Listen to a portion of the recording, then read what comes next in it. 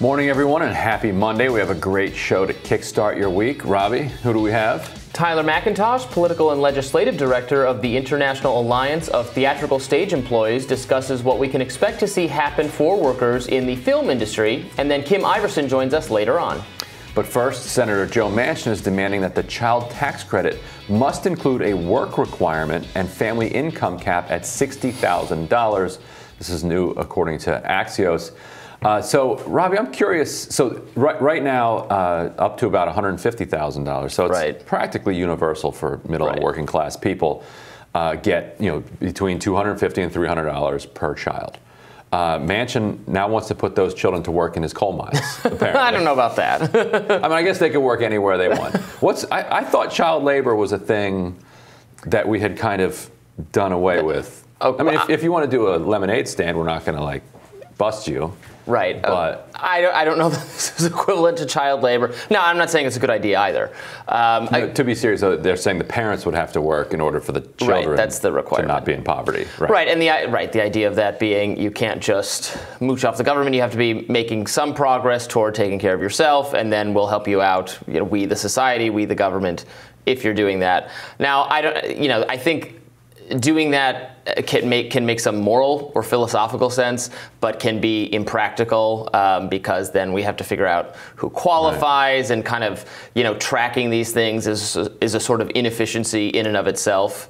Whereas why do that? And also it just doesn't make a lot of sense. Where were libertarians in the 90s on welfare reform when they were pushing work requirements? Yeah, or generally, what's the libertarian like? I think some libertarians agree with that policy. I think I tend towards saying, look, if there's going to be some benefit, it should just make it a benefit for everyone. Just don't try to overly tinker. Mm-hmm. There's a libertarian strain that doesn't love the idea of the government trying to figure out the exact amount of okay, we're going to do this, just write checks to people, let people decide what to do with this money. If we're going to give money out to people rather than the government trying to figure out here's exactly how it can do the most good for you, we should probably just write checks. That's maybe the best thing the government can do, just give some money back to the people. Right. Maximizes individual choice then. Exactly. And what this does, if you cap it at $60,000 for a family, then people who are making $80,000 or $90,000 as a family with a couple of kids, clearly struggling still, given rents and given the cost of living, cost of childcare, now they're looking at the people who are getting the checks under $60,000 with resentment. And so you're sowing this resentment between the kind of middle lower class and the lower class and the middle class as well, instead of the people that have almost all of the wealth. Well, and I've said this with minimum wage. One of the issues I have with a universal countrywide minimum wage is that $15, it means a very different thing depending on where you are in the country. So that's, to be fair, that's true also of this, right? That $60,000 can be a really healthy income in some parts of the country and be a wildly inadequate household income. And in other places. Where $60,000 goes a long way? Way out in West Virginia. Right. middle of West Virginia. That's you can afford a decent place to live. You can afford the cost of living in West Virginia on that, and so Manchin Manchin is saying that this is a red line of his. We'll see if he ends up holding on to this. One other quick point: his two children, Joe Manchin IV, runs his coal company. He started a coal company when he was a state senator in West Virginia, and is now allowing his son, Joe Manchin IV, to run it. It has made more than $4 million since Joe Manchin III became a U.S. senator. His other kid, Heather Bresch, got a job at Mylan, which was run by a friend of Joe Manchin's. She became the CEO. She cornered the market on EpiPen. After a giant scandal, she left with a $30 million package. It is pretty perfect that this is the guy that's going to lecture the rest of the country about ethics and responsibility of the way that children, need to really, pull themselves up by their bootstraps. Maybe we need some version of this requirement for Congress. A work requirement, but you have to do some work that was not given to you by your father. In other news, switching gears just a little bit, a new book from an investigative Australian reporter titled What Really Happened in Wuhan details how Fauci tried to convince White House Chief of Staff Mark Meadows to return funding for a research project in China, which was run by a U.S. nonprofit called the EcoHealth Alliance. The funding to EcoHealth was suddenly terminated last year after a decade of the project studying bats in China to identify coronaviruses. Senator Rand Paul questioned Fauci about EcoHealth's funding of gain-of-function research way back in May. Let's take a look at that. We do not fund. Do you fund Dr. Barrett's gain-of-function research? Dr. Barrett does not doing gain-of-function research, and if it is, it's according to the guidelines, and it is being conducted in North Carolina. You don't think inserting a bat virus spike protein that he got from the Wuhan Institute into the SARS virus is gain of function? That is not. You would be in the minority because at least 200 scientists have signed a statement from the Cambridge Working Group saying that it is gain of function. Well, it is not. And if you look at the grant and you look at the progress reports, it is not gain of function, despite the fact that people tweet that. So do you still support sending money to the Wuhan Virology Institute? We do not send money now to the Wuhan Virology Institute. Do you support sending money? We did, under your tutelage. We were sending it through EcoHealth. It was a sub-agency and a sub-grant. Do you support the money from NIH that was going to the Wuhan Institute? Let me explain to you why that was done. Incredible. So this reporting, if I'm getting the timeline of this right, basically the pandemic is happening and Dr. Fauci is running around trying to get this funding restarted. It's like the dinosaurs are killing everyone on the island, and he's saying, man, we really need to open up another theme park. We need one more dinosaur. Yes, that's what we need. Introduce one more. No, the guy's obsessed about gain-of-function research. When you go back throughout his career, you see that this is one of the things that has been motivating him scientifically and professionally throughout his career. You know, he wrote a piece for a scientific journal in 2012 making the argument that there are costs and benefits. There's a risk to gain-of-function research, that it could create a pandemic, and that scientists need to be clear with the public about those risks, but he believes that the benefits of it outweigh those potential risks.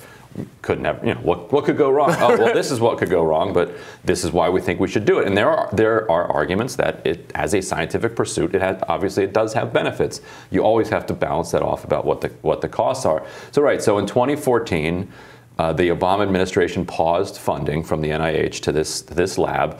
In 2017, Fauci and the NIH lifted the ban, so the funding started flowing again. And what Meadows was telling this author is that he didn't realize that Fauci had been personally involved in helping to lift the ban and moving the funding to this lab.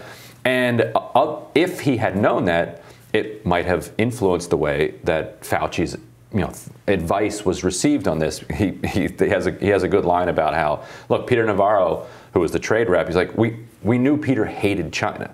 Right. And so when Peter is arguing to shut down travel from China, somebody could have sneezed and he'd be arguing that. So they're like, okay, Peter, thank you for, now they ended up doing that. They're like, okay, Peter, thank you for your advice on China. Let's hear from some other people as well. But if you're asking about Wuhan and the lab, and you know that Fauci had a lot at stake, you'd be like, okay, that's useful to know, at least, as we're hearing from this guy who does sound very reasonable. Absolutely. Rand Paul is showing no sign of letting up on Fauci. The senator and physician called out Fauci and the U.S. for treating all COVID patients the same when it comes to vaccines, regardless of age or prior infection. Let's also take a look at that. And the left-wing media has lauded this man as the second coming, and what he's telling you is absolutely verifiably dangerous to your health. The only mask that really works of any real value is the N95 mask. The surgical masks have some value, but not very much. Most of the air is going around the mask. They just aren't of value, but you have to submit. The man's telling you to do it. You got to do what you got to do. But the thing is when you tell people something's safe, they tend to react to that and have behavior. And in their behavior, they're in favor of something that may well actually be risky behavior for them. The vaccinations, because we ignore natural immunity, we directed the vaccine to the wrong people and still are. So, for example, because of Dr. Fauci's lead, India is accepting his lead as well. In India, there's not enough vaccine. They have 1 billion people. They can't vaccinate enough people fast enough. So if you have 1 billion people and you have 200 million doses of vaccine, who do you think you should give it to? Should you give it to the 10-year-old the same as the 85-year-old? No, that's ridiculous. But what about 2 65-year-olds, and one of them's had COVID and one of them hasn't? The studies are plentiful. The studies are throughout that say that if you've already had it, you have natural immunity to COVID, as good or better than the vaccine. Yeah, Rand Paul has been saying that for a while, talking about natural immunity, and there was a lot of pushback on that from Fauci and other people. And now it looks like, which is not to say you can also get vaccinated too and be even more protected, and that's great too. Mm-hmm. But it looks to me like my understanding of the data is that people who've already had a prior infection are pretty good to go, that you could also get vaccinated. And now we're implementing these policies at the federal level that are really ignoring that, right. That's not a valid exception. And it does come across, to my mind at least, that people like Fauci have this investment in that being the case, even though it's not really the case. Right. It's almost as if he feels like if he allows any light to come in and create a crack between everyone needs to get vaccinated, right. Then through that light is just going to burst some explosion. So, oh, well, then nobody needs to get vaccinated. Right. Rather than just trusting the public, right. To understand these common sense principles. And it's expertise spillover. Like Fauci tells people, well, we're the scientists, not you. We get to, we're the experts. We're the only people qualified to make these decisions. But then they're also getting into like, what's the most effective public messaging strategy? Right. Well, they don't necessarily have experts in that. Obviously they're not. Right. Obviously they're not. So they assert the right to be the only people who could weigh in on any question, even not just the strict scientific questions, but also public messaging questions that are not their territory, and which is very frustrating. As at this point is probably exacerbating unwillingness among some people to not get vaccinated. And it's funny, so the India and the U.S. example, it's the same point, but for the opposite reason. In India, lots of people want the vaccine, and so if you have 2 people 65 years old, one's had COVID, the other hasn't, it's obvious, it's common sense. The person who hasn't had COVID right. deserves first crack at the vaccine. Right. That should be obvious. The fact that that's not happening is just absurd. In the United States, you have the reverse, where you have 2 people that don't want the vaccine. No. So they're both 65, and Rand Paul would be saying the person who has had COVID has the right, has the privilege ahead of the other one to say that they ought not to get the right. vaccine, and that the other person has a lesser argument to right. make. Just a funny difference between, I guess, a super rich country that can, choose from their buffet of vaccines or not, and India, right, which is India. CNN reports China is going to test thousands of blood samples from Wuhan in order to look into COVID-19 origins. The store of up to 200,000 samples, including those from the closing months of 2019, were pinpointed in February this year by the World Health Organization as a possible source of key information that could help determine the origins. The WHO revealed last week that its newly formed advisory group may be our last chance to determine the origins of the coronavirus and urged China to provide data from early cases. So the WHO, for the first time, is putting a little bit of pressure on China, which is a bit of a shift in the politics. Yeah. For a long time, the WHO just essentially followed the lead of the major countries that fund the United States and China, and then the United States under Trump, backed out. So at that point, it was even more strongly in its corner. But over the last year or so, has been standing up to China and saying, no, we really want it. We want access to information so that we can try to figure out what happened here. What do you think accounts for this political shift? I'm not sure. I think there's a greater, maybe global rather than national sense that we have to be worried about China, and that and also that we can't trust. So that's the problem. No matter how much pressure there is, you can't trust the information we're getting from them. Their government has so many different ways to thwart any kind of independent investigation. So we might not ever know. We might also know like 50 years from now somehow. Right. It could be at the end of my lifetime and yours that information comes out about this. Some documents. Oh. Right. Right. That. So, but even if, I mean, their lack of transparency, their lack of warning us what they had already known at the start of this is more than enough to indict the Chinese government for vastly worsening this pandemic.